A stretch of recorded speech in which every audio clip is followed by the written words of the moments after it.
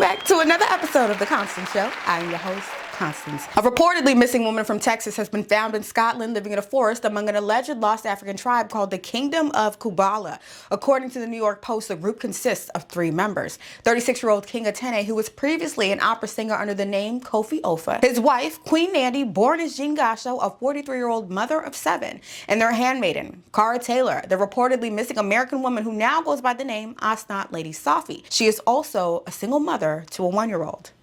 Let's take a look. I am the handmaid of Queen Nandy.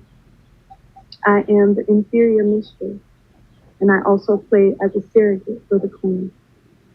I'm also the bondwoman of the king, which means I do not have the formal title of a wife, but he is my husband, and we are a tribe.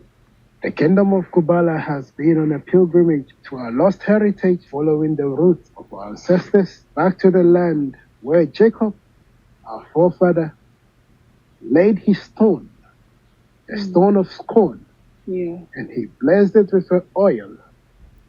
After he poured the oil, he said, one day, the Messiah, his son, the 𝐸𝐮𝐬𝐫𝐿, shall return to Scotland, and he shall build back the lost heritage, the lost kingdom, the last kingdom of Scotland. On August 20th, Cara took to Facebook stating that she is happy with her king and queen. She also shared that she fled a sexually abusive and toxic family. Now, I know trauma is real and we all process it in different ways, but this is just mind-boggling. And I do have some questions. What makes this tribe a safe haven? What did the king and queen say to convince this American woman to leave everything behind and live in a forest in Scotland? And how does one go from opera singer to king of a lost tribe? Where are the kids? Who's watching the kids? How old are the queen's children? And how does one explain this lifestyle to their children? Lastly, if you're gonna do weird shit, go on ahead and live your life, but don't be trying to put God in it, okay? Here, the Queen of Kubala is pictured holding a Bible. The Kingdom of Kubala claims to be a lost tribe of Hebrews and that their king descended from David the Messiah.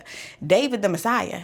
You mean Jesus? You see, these are the questions Cara should have been asking. The Independent reports that Cara's boyfriend was scared off by the king and queen's ungodly rituals. Now, I'm no rocket scientist, but that don't sound too godly. Nothing in the story is adding up, and I'm honestly concerned for Cara. I can assure you that this is going to be one of those cases that someone makes a documentary about in 10 years, because what actually is this? And let me just say this, okay? This is exactly why I did not take the conventional journalism route. There is no way I could go to this land, conduct an interview, and leave without trying to intervene in some way, shape, or form. But I guess it also begs the question, what could anyone possibly do to save this woman? And I want to know your thoughts. Am I tripping?